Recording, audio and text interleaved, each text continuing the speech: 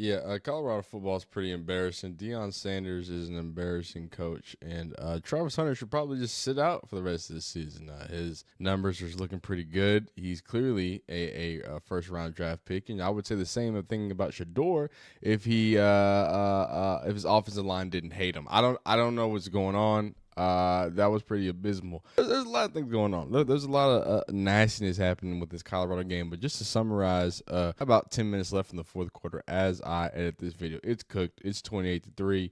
Shador Sanders running around like a chicken on fire with his noggin cut off, and it's not looking like it's gonna get any better in any way, shape, form, or fashion. But I want to stop for a second because it's easy to say, make funny jokes about Shador and Travis and Louis and the offensive line. I want to stop and put a good, nice heaping pile of blame on Deion Sanders or whoever was calling this game, because just from a fundamental standpoint of calling a football game, it made no sense. We can talk about third down, or was it 2nd and 10 in his own end zone, throws a curl to be a pick six. Like what? I have no idea what we were cooking there.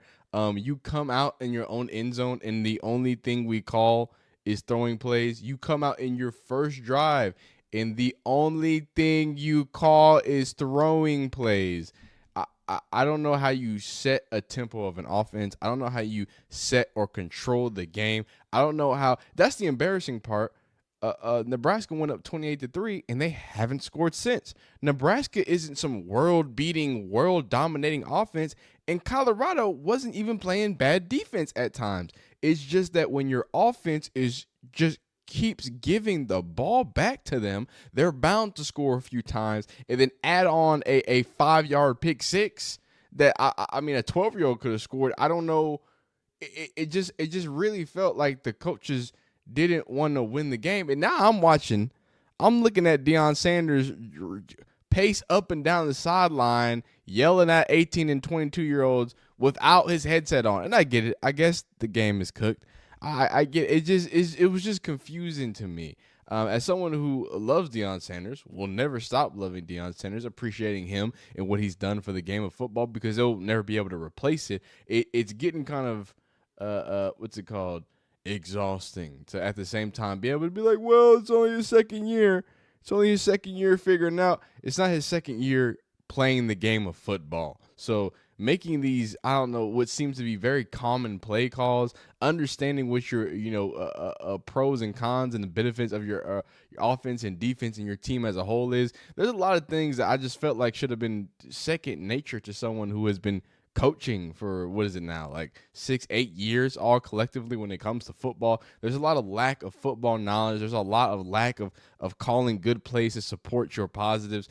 Didn't even try to go to the running game. Of course, it was abysmal too, but when you think about their offensive line, didn't we want to block anybody in pass blocking? I mean, Shador Sanders had seconds, had milliseconds of time on a lot of these throwing patterns, and I just don't understand. I didn't see any real creativity to try to combat that, to help him do something with the pressure, to help him mitigate and give him another option when it comes to some of these things. I mean, it felt like not Shador. It felt like Deion Sanders had no sort of plan if they were not to go in a good way. If all the plays didn't go correctly and they can't just get the ball to their weapons, there was no plan B or anything else to incorporate something for their offense.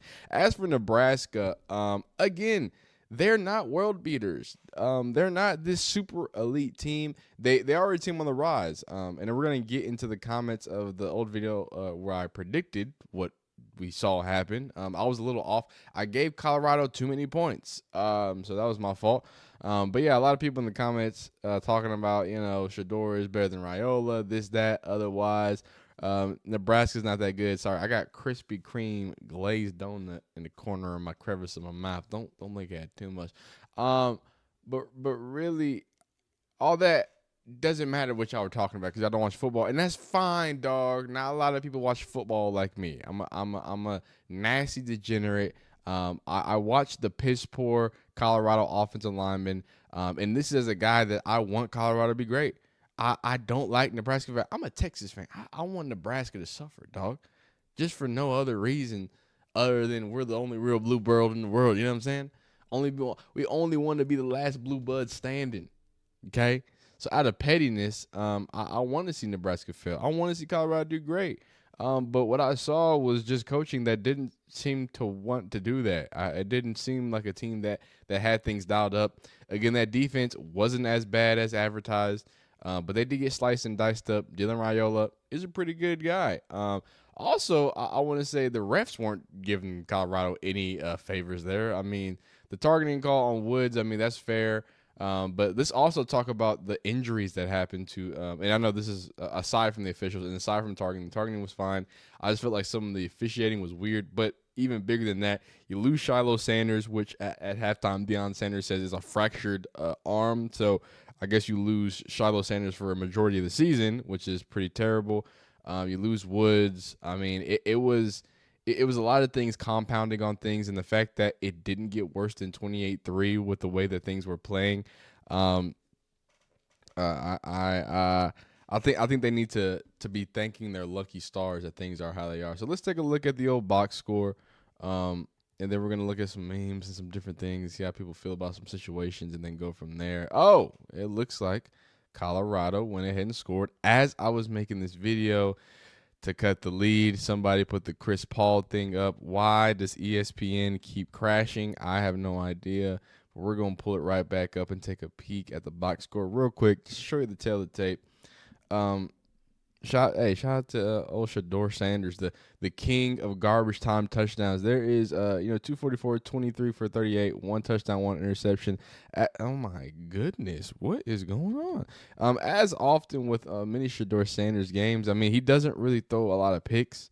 That one pick he threw was just absolute insanity, and that's why I'm really putting it more on play calling. I don't know why we made him throw negative 30 yards, dog. Negative 30 rushing yards from Shador. That's just straight from sacks.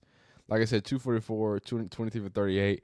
A little nasty there. But look, I mean, Dylan Raiola didn't really do much either. That's what I'm saying. There wasn't nothing that stood out from Nebraska except for that defense and the fact that they were in Shador Sanders' face all game long. I mean, there's not a lot to dissect here even with 8 minutes left. I'm really hoping as I record this video, they just come back and score the full deficit, but highly doubt it. Highly doubt it.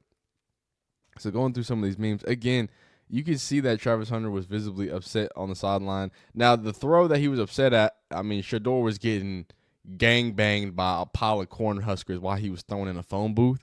So maybe he should have looked at the film on that one because honestly, I don't know if Jesus could have made a better throw to him at that point because I probably should have said something a little more realistic, like Patrick Mahomes instead of going straight to Jesus. But you get what I'm trying to say.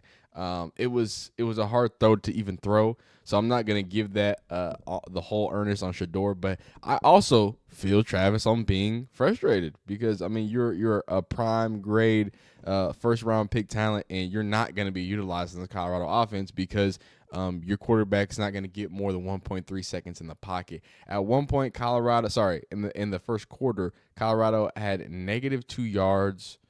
That's great. Coming in the halftime, in the first half, Colorado had negative 17 rushing yards because Shador Sanders was getting mollywopped for a full half. So that was fire. I mean, just Lord, somebody please help him. I mean, they don't want to do anything. Colorado football is some garbage Louis right now. You got fake Patrick Mahomes, Timu Patrick Mahomes. You got wannabe Karate Kid back here. You got the kid's a little talented, but the glazing on the Patrick Mahomes stuff, we got to take like 12 steps back. I'm happy that you got to meet your idol, son, but let's throw for more than 170 yards before we start hitting poses and looking all good like that, man. But I'm not too mad at him. I think he did what he needed to do, how we need to do it. I think the dude's going to be pretty successful. Now, let's go ahead and look at how we predicted it. Like I said, at the end of this game,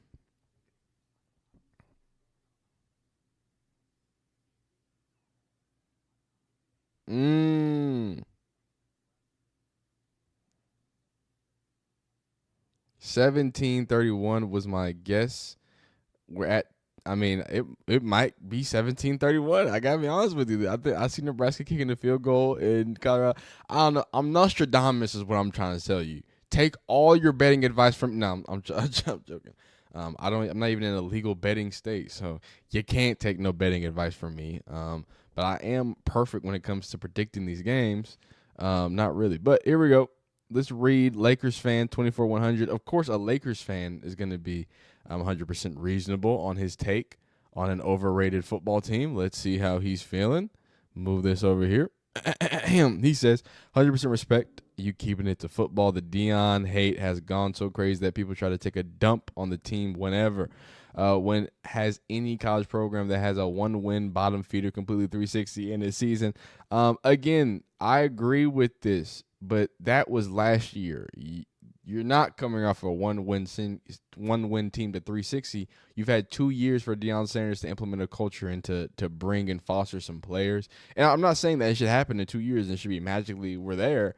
But I'm telling you, and that's why I predicted in this game, y'all aren't there. Like, I think last year it was hate. This year is not even as much hate. Like, the hate is boring. I'm not sure if you noticed, but I feel like the hate is not as popular. At this point, it's just we're being realistic. Y'all don't have enough years to develop. Y'all don't have enough players that are actually in the Colorado culture. Y'all are doing a bunch of transfers, and Florida State can't do it. Texas A&M can't do it. All these other big programs who just bring in a bunch of Florida can't do it. So what makes you think that Deion Sanders, a man with probably the worst offensive play calling, probably just the worst coaching in general, like I don't want y'all to go around calling this team undisciplined at XYZ. They're poorly coached.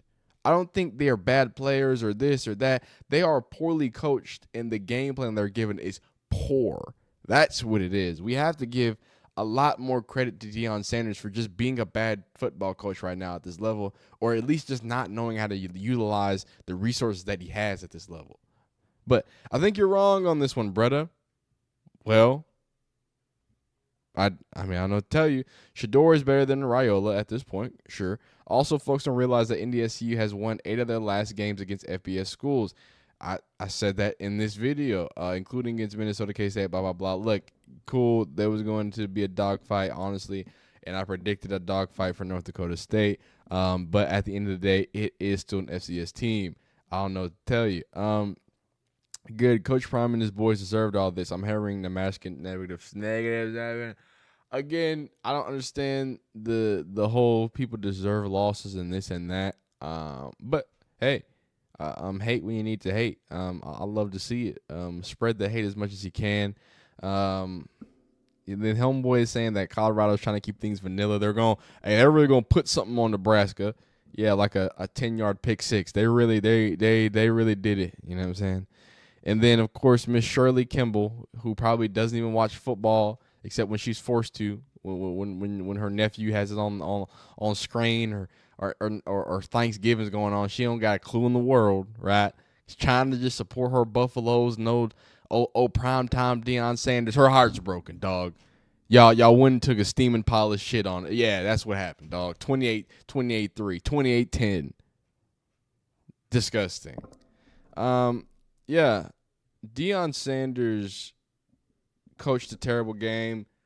Colorado as a whole was not set up to be in a good position. And they leave this game with even less players, as it seems, losing to Shiloh, losing what's it called, your Woods, and I think I'm not sure if they're targeting if they still have to be out of game, but regardless, you lost him. What it's looking like is kind of similar to my prediction of 17-31. I'm like I said, I think they're gonna put another field goal on. Dylan Raiola just comes up and does what he needs to do to give his team. Shout out to the young gunner. I think he's going to be a good to great quarterback at the college football level. We'll see if he can actually take that next step. I think Shador's going to be okay. Travis Hunter's going to be okay. Well, Shador's not going to be okay if the offensive line keeps doing what they're doing, and the play call is getting play called the way that it's being called. But I don't know. Yeah, man. Colorado is who we thought they are. In other news, did y'all see Notre Dame? That's hilarious. Let's just Notre Dame's hilarious. USF is making it close with Alabama. What's it called? Tennessee is now starting to pull away. That's good. Houston. Wait, whoa. Oh, let's check this out. We're just getting bonus content here. Houston and Oklahoma. Now, Oklahoma does have the ball with 4:40 left, but this is concerning. I don't think if you're an Oklahoma fan, you want to be 14-12 coming into the end of the fourth against the 0-1 Houston Cougs. Donovan Smith, 20 for 23, 218, 9.5, a tutter and an interception. Mr. Old Jackson Arnold slanging that thing. His arm hurts. 18 for 31, 146, 2 touchdowns and an interception. Them boys is playing some classic Big 12 football. We're in the SEC. Did they tell Oklahoma that we're officially there? Coming around here, Oregon and Boise State, they're going to have a little bit of Big Ten after dark, I guess. Obviously, Texas handles business against Michigan. Lots and lots of fun, man. Let's hop into these scores, recap these. I'm going to have an official recap after everything is said and done, too. I just kind of, at the end of this video, want to take a peek at some of these. LSU handling business against Nichols. That's nice and easy and smooth. Clemson redeems itself against, App State. And again, to be honest with you, I don't think we should be as hard as Clemson on Clemson because of the team they won against, right? They won against the best team in the nation. So Ohio State takes care of business. By the way, Jeremiah Smith might be the best receiver in college football. Nah, it's still McClain, but still best freshman. I don't know. Quinshon Junkins, 9 carries for 108. Ugh, that boy doing video game tings. Georgia, Northern Illinois over Notre Dame. Hilarious. We just like to see Notre Dame lose. Ole Miss, they're trying to let y'all know that they're for real. Penn State almost gets beaten by Bowling Green. You don't even know what a Bowling Green is, do you? Utah survives against Baylor. Miami just pouring it on. Oklahoma State survives against Arkansas. K-State and Tulane go down to the wire. And Illinois upsets Kansas, but not before Iowa State upsets Iowa. And god dang, Syracuse puts the Cinderella story from Atlanta to rest, man. This has been a phenomenal. We're 2 weeks into college football, and the storylines have been amazingly explicit, man. They've been phenomenal. They've been elite. Get in the comments and tell me what your week 2 hot takes in college football are. I'm going to read them. There's going to be another video, man. Peace.